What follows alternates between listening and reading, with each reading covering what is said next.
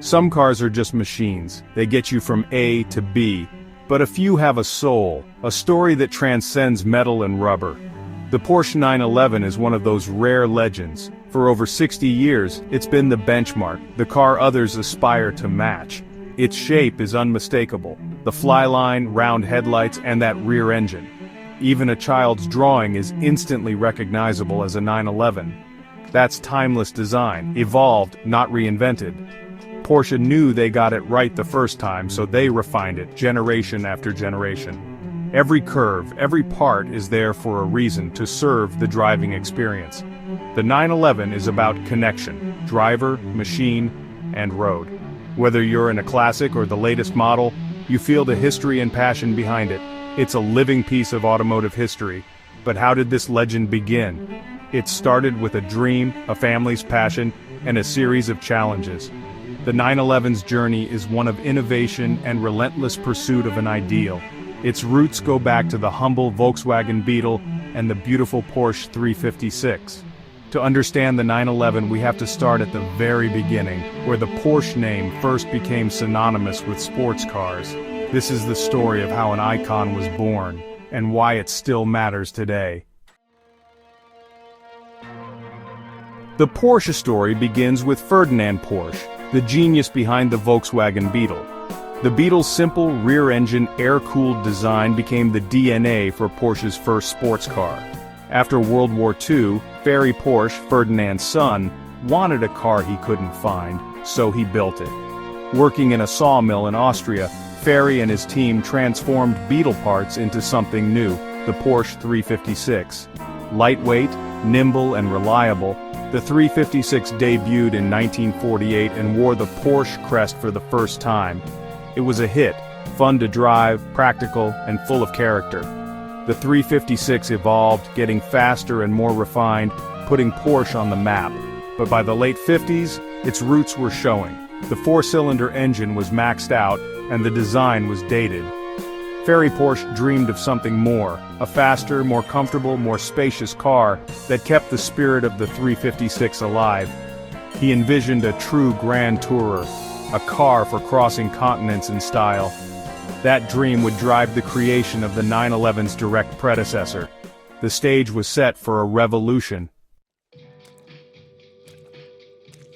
Ferry Porsche wanted more than just a faster 356, he wanted a new kind of Porsche.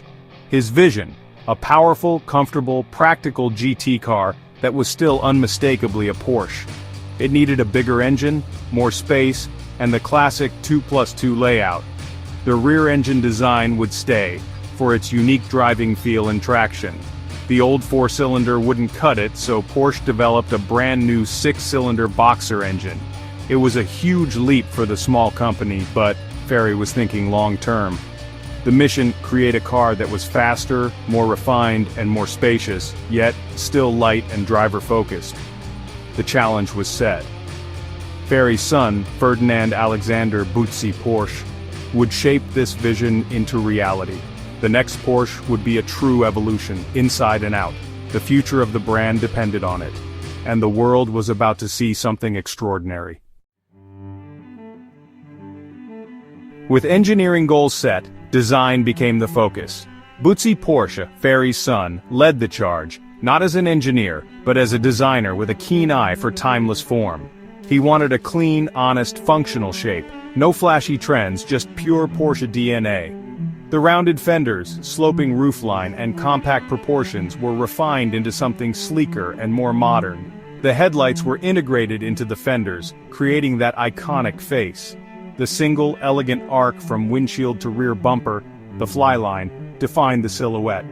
The project, now called Type 901, was a masterpiece of industrial design. The interior was driver-focused, with a 5-dial instrument panel and the tachometer front and center. It was a serious driver's car, modern yet unmistakably Porsche. The first prototype wowed everyone in 1962. By 1963, Porsche unveiled the 901 at the Frankfurt Motor Show. It was the star of the show. The public and press were captivated. Porsche had a winner, but a small problem with the name was about to cause a big stir.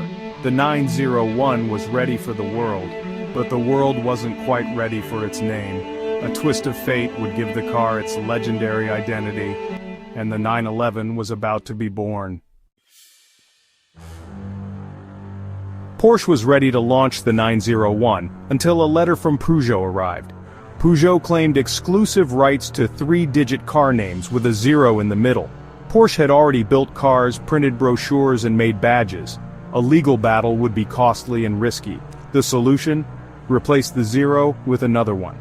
The 901 became the 911, an iconic name born from necessity. The first 82 cars badged 901 became rare collector's items. The new 911 name stuck, and production continued. No one at Porsche knew this quick fix would create one of the most legendary names in automotive history.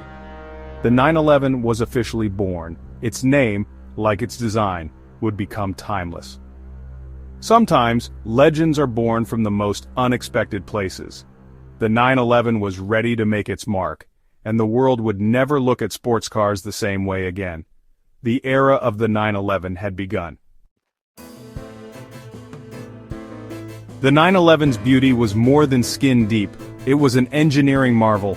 At its heart, a 2-liter air-cooled flat-six boxer engine, designed by Hans Mesger.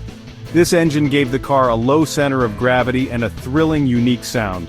With 130 horsepower, it was powerful, durable, and loved to reverend. The 911 introduced advanced features, overhead cams, dry sump lubrication, and a new McPherson strut front suspension. The rear engine layout made handling tricky at the limit, but also gave the car its unique character. Early 911s demanded skill, but rewarded good drivers with an unmatched connection to the road. Every input was communicated through the steering and seat. It was raw, unfiltered, and built for those who love to drive. The 911's engineering set it apart from the start. It was a true driver's car, innovative, challenging, and deeply rewarding. The legend was just beginning, and soon it would prove itself on the world's toughest stages. The 911 was an instant hit, fast, stylish, and practical enough for daily life. But Porsche's heart was in motorsport. The 911 quickly proved itself on the track, winning its class at the 1965 Monte Carlo Rally. It dominated rallies and road races worldwide, earning a reputation for durability and performance. Porsche developed even faster versions, the 911S, the lightweight 911R, and the legendary Carrera RS 2.7. The RS, with its ducktail spoiler, became an icon, light, powerful, and thrilling to drive. Victories on Sunday translated to sales on Monday. The 911's dual identity, as a comfortable road car and a fierce competitor, cemented its legendary status. It wasn't just a pretty face, it was a proven champion. Every win made the 911 more desirable. In its first decade, it became the definitive sports car. The legend was growing both on the road and the racetrack, and its future was just getting started. By the late 70s, Porsche planned to end the 911. Executives thought the rear-engine design was outdated and hard to update for new regulations. New front-engine models were set to take over. But in 1981, new CEO Peter Schutz arrived. Schutz understood the 911's magic and its importance to Porsche's identity. In a bold move, he extended the 911's development line on a chart, signaling it would not die. He reversed the cancellation, authorized new development, and bet Porsche's future on the 911. The cabriolet debuted in 1982, proving the car's continued appeal. The Carrera 3.2 followed, revitalizing the lineup. Schutz's faith didn't just save the 911, it saved Porsche. The 911 was back, stronger than ever, and its story was far from over. Saved from extinction, the 911 thrived through careful evolution. The 964 brought all-wheel drive, power steering, and ABS, modernizing the icon. The 993, the last air-cooled model, is beloved for its design and handling. In 1998, the 996 introduced water cooling, a controversial but necessary step. Each generation, 997, 991, and today's 992, added new tech while keeping the 911's soul intact. The engine remains a flat 6, still in the back, and the silhouette is instantly recognizable. The focus is always on the driving experience. Porsche has mastered evolving the 911 without losing its essence. Over 60 years, it's remained relevant, desirable, and true to its roots. Today, the 911 is more popular than ever, a symbol of enduring design and engineering. Its legacy isn't just in sales or race wins, but in the passion it inspires. The 911 proves you don't need to start over to innovate. Sometimes the best idea is to spend a lifetime perfecting a great one. The 911 is the thrilling result of that philosophy, and its story is still being written